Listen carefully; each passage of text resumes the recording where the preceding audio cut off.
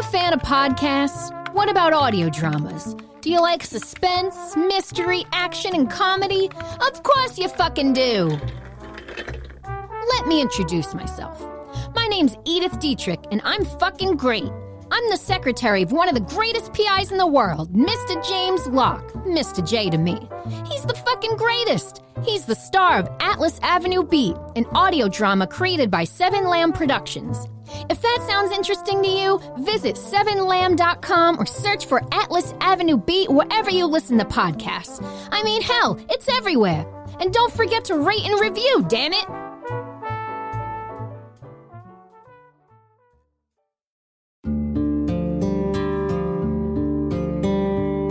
Seven Lamb Productions presents Tower 4 Season 1 Episode 4 Bear Spray.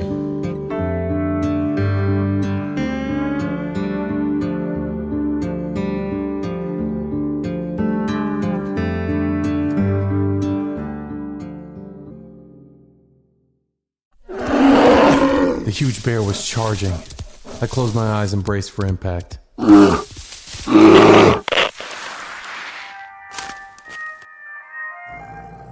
Again, classical music.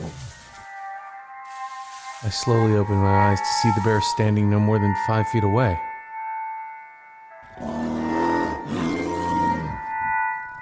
Oh, shit.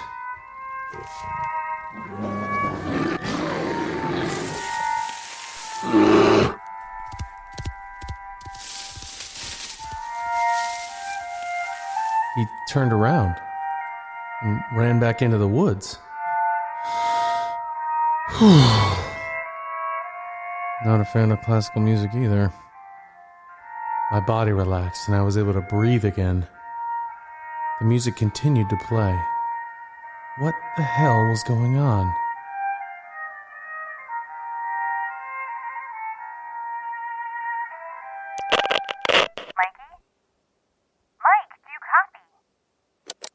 I'm here. Where the hell were you? You are not going to believe what just happened. I quickly told the story about the bear encounter and the classical music. Jesus, are you okay? It ran off. Not a fan of Beethoven? I don't think it was Beethoven. Head back, Mikey. Did you get a hold of Gene? Yes, and he said to head back. Wait 2 days and see if they pass by the tower. If they're heading north, they have to. And if they don't? Gene says you'll have to hike back. Really? Is there a fire pit there? No. Good. If you can, leave them a note telling them they can't camp there. I didn't bring paper and a pen. But you're a writer. So that means I should always be ready to jot something down? Isn't that part of the creative process? I used to use a recorder to do that. Then leave a recorded message. I said used to. I don't have the recorder on me either.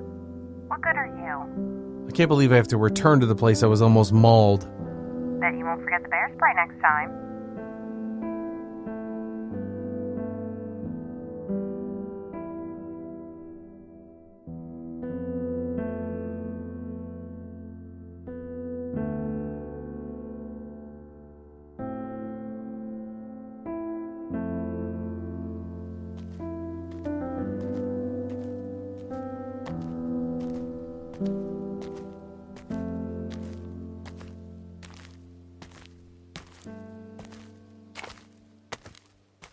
2 days later, and I headed back to Site 5.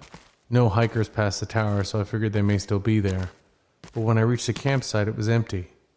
No tent, no sleeping bags, no backpacks, no trash. Amber, you copy? Please tell me music's not about to kick in. I'm here. What's up? You about to head out? About to? I'm already here. What? Damn it, Mikey. You were supposed to let me know so I could remind you about the bear spray. Trust me, I didn't forget it. Not gonna go through that again. I held it the entire time just in case I needed to use it quickly. Still should have told me. Yeah, well, I read the instructions 5 times and I still don't understand how this stuff works. Don't worry. Seeing a bear in the spot within a week is highly unlikely. Really? You have a better chance of getting attacked by a shark. Is that true? No, I made that up. Figures. I bet it made you feel a little better. For a whopping 5 seconds. Better than nothing. Anyway, I'm calling to let you know the hikers are gone. Really? Gone? Yeah, nothing here. Well, that's good then. You didn't see them pass by the tower? Nope. That's interesting. Is it? Mildly. So I walked here for nothing. Hey, exercise is always good. I would have rather been writing. And I would rather be at a spa being fed grapes by a scantily clad pool boy with a six-pack. We don't always get what we want, Mikey. Really? A pool boy? It's always been a fantasy of mine. How boring. I used to dream bigger, but realism has set in with age. I noticed the carving in the tree again. I walked over to it and rubbed my finger along the bark. What about you? Let me guess. A naughty schoolgirl? Oh, or maybe an upset librarian with a paddle is more your cup of tea. Come on, think outside the box. An intellectual girl with glasses and short skirt who whispers story ideas into your ear when you get writer's block? Closer. Hey, Amber. Does an eye with a line through it mean anything to you? What? If I were to draw an eye with a vertical line through it, would that mean anything to you? Is this a riddle? It's a question. In riddle form? Just a question. I don't know. Okay. Are you snorting that bear spray, Mikey? I'm gonna head back now. Hikers are gone. Crisis averted.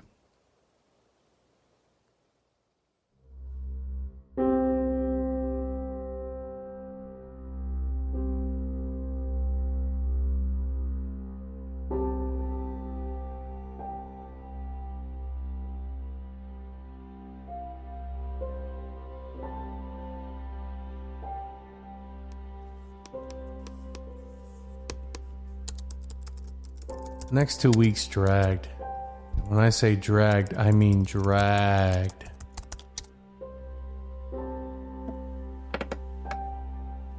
What makes Jason go out with Olivia? I was writing more of my story and Amber was trying to help. Every time I got stuck or needed a little push to continue, Amber was there to offer advice or pose questions to help further the story. At first it was annoying, but now I encouraged it. Does Jason change for the better because of Olivia? Amber helped me stay focused. If she didn't constantly ask questions, I'd probably be taking more day naps and pacing around the cabin daydreaming about other projects. Wait, does her daughter remember Jason at all? Like, when they were dating? I had outlined several chapters now and had 3 chapters completely fleshed out. Although I felt the 3rd chapter lacked something. But I couldn't put my finger on it. Maybe you should present Olivia's family so that Jason gets some idea of why she is the way she is. In chapter 3? Yeah.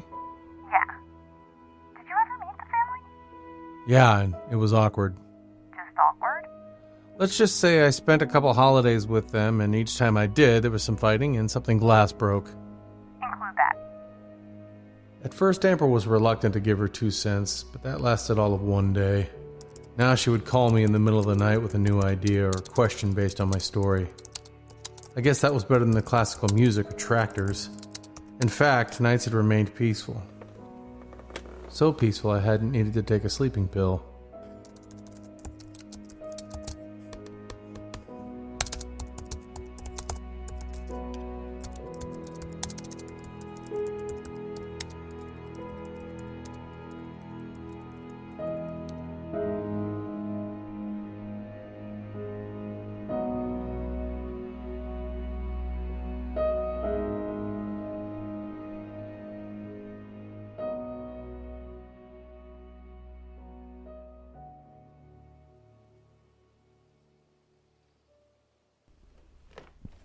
I was getting used to this fire lookout thing. Every morning I woke up and made some coffee, took an hour or 2 to fire watch, which was really bird watching time. Then I worked on my novel for a couple hours, ate lunch, watched for fires, and then wrote another few hours before bed. And at the end of the week I took stock of my food and supplies and let Amber know so she could inform Jean. And every day Amber and I talked on and off. It was weird being so friendly with someone I'd never met in person. In the age of the internet, I guess that sort of thing was common, but for me it was odd. How are you on coffee? Plenty. I've only gone through 2 bags. Okay, so really we're looking at canned soups, beef jerky, dried fruit, and water. Yeah, I mean, I'm hardly low, but if they're going to deliver. Jean says they'll do a food drop in a few weeks, so you might as well take advantage. I do. Then put in an order. Wait, food drop? Yep, So I'm going to get a care package via parachute? you sure are. They have to do it this way. Works for me. Amber told me they replenish food supplies 3 times. It was probably overkill, but ever since they had an issue with someone being cut off due to a fire, they decided to do drops more often. That happened 4 years ago, and ever since they made sure supplies were plentiful and regularly restocked. The trick is to tell them you're out of certain supplies just to get more, even if it isn't true. That's lying, Amber. It's survival, Mikey. How do you think I got so many banana chips? I thought you brought those. No, I tell them I'm out all the time, so they keep me well stocked. But I didn't get any banana chips. Sorry, it was a special request by me. Well, put in a good word. The things I do for you. Thanks, Amby. Don't do that. It doesn't work for my name. While Amber called Jean to give him an update on supplies and the surrounding environment, I decided to try to do more writing. But before I even turned on my laptop, I could see it. Smoke billowing from the treetops. Oh, shit. I quickly grabbed the radio. Amber, you copy? No answer. Amber! Amber, you there? Amber, pick up! Amber! Amber! She still must be talking to Jean. Amber! Amber! Amber! Amber! What the hell do you want, Mikey? Damn! There's a fire! What? Where? Northwest side. No. Wait. Yes. No, northeast side. My east. Take a breather, Mikey. Where is it? I'm not seeing smoke. I went to the window, then to my large wall map. It's north, past over arch. Towards the lake? Enos Lake? Yeah. South of that, I think. Okay. What do I do? Well, first off, you calm down. And secondly, you wait until I call Jean back. Oh. Give me a sec. I went out onto the walkway with my binoculars and watched the thin trail of smoke rise into the sky. It was miles away. Mikey? Go ahead. I let Jean know. He wants you to keep an eye on it. That's it? Yeah, I can't spot it from over here. Maybe if it heads north, but with the wind patterns, I'm thinking it'll go south. Shouldn't they come and put it out? If it continues, they will, but Jean says there's a storm coming. That should help put it out. How did it start? Who knows? It couldn't have been a lightning strike. There hasn't been a thunderstorm in over a week. Thank you, Detective. I'm really supposed to just watch it? Welcome to being a fire lookout. A day later, and a storm did appear.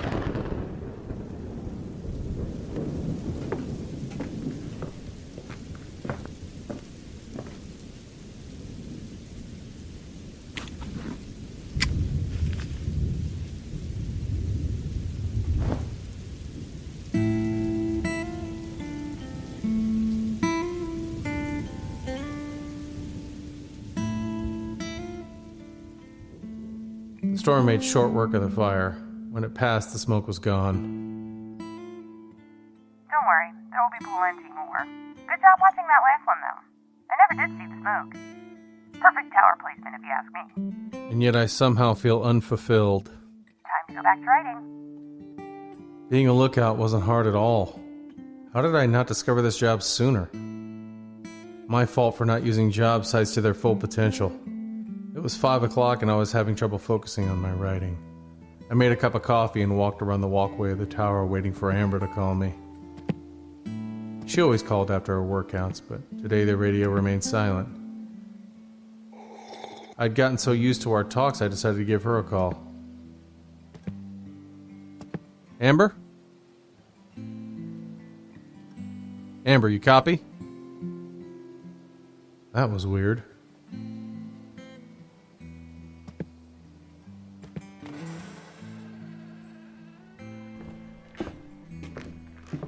I went inside and sat at the desk.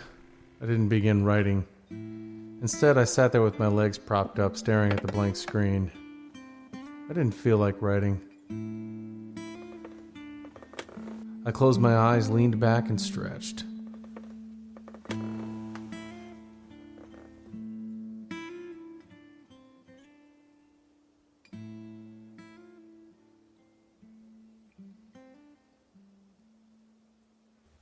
When I opened my eyes, I noticed one of the wood ceiling panels had a weird triangular chip in the corner.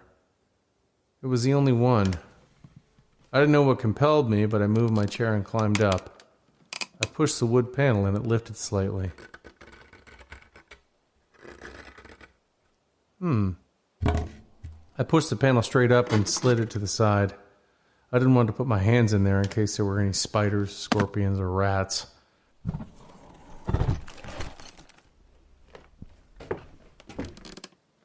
I grabbed my flashlight and a wooden spoon. I used the spoon to feel around, but I found nothing. The hell was I even looking for? I tried pushing up another panel, but it didn't budge. None of the other panels moved. Why this one? I moved the panel to the opposite side and once again used the spoon to feel around. That's when it struck something. I could move it, whatever it was. I slid the object until it was visible. It was a small journal. I pulled it down and wiped the cover. I opened it and quickly flipped through. My mouth fell agape when I noticed the pages and pages of eyes. Open eyes with vertical lines. Every other page was filled with crazy ramblings. I picked a random page and read the first sentence. It is there even though they deny it. What do they know? And what do they not want me to know? I flipped to another page written several times in a list format. Trust no one. I flipped to another page, another large drawing of the eye. They're watching. I continued to flip through. What the hell was this? Jesus! I nearly fell out of my chair. Mikey, you there? I'm here. How's it going, Amber? Hey, so I just finished talking to Gene, and, well, that tent you saw at Site 5 might belong to a father and son. Oh? Why do you say that? Because a father and son have recently been classified as missing. Missing? They never made it back home. They were supposed to be back 3 days ago, but haven't shown. Family was worried and contacted the ranger station. But it's been weeks. Gene knows. So does the family. They went camping for 2 weeks? I guess so, Mikey. How do you know it's their tent? I don't. That's why I said it might belong to them. Well, they didn't come this way. I told Gene that. He wants me to have you check Enos Lake. It used to be a popular fishing spot for hikers, before they closed that trail.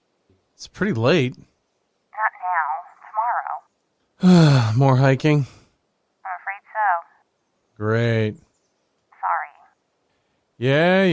Hey, Mikey. Don't forget the bear spray.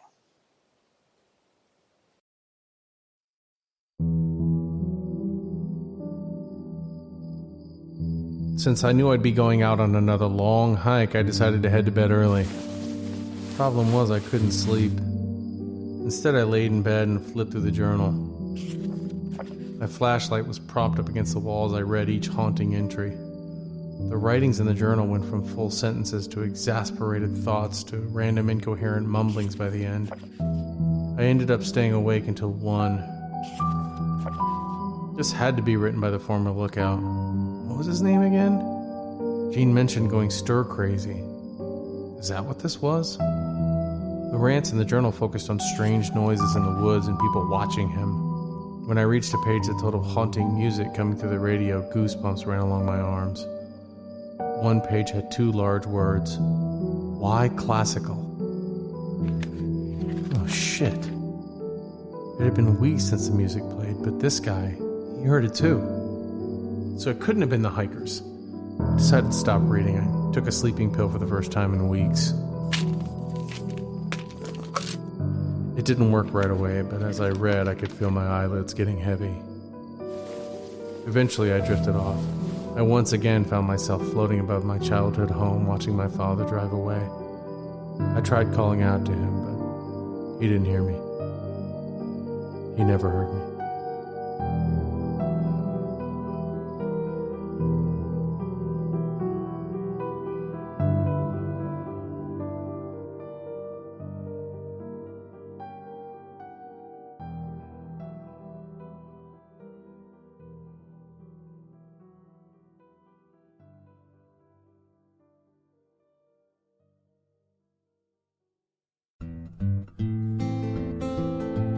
Tower 4.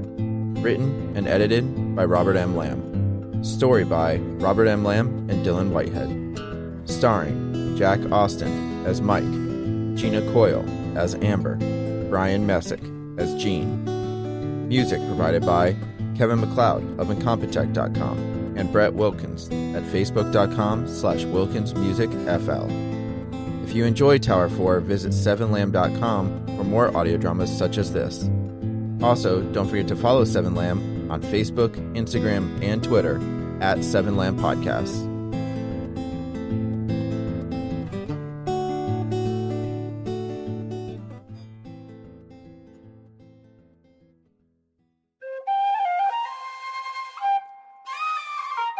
This has been a 7lamb production.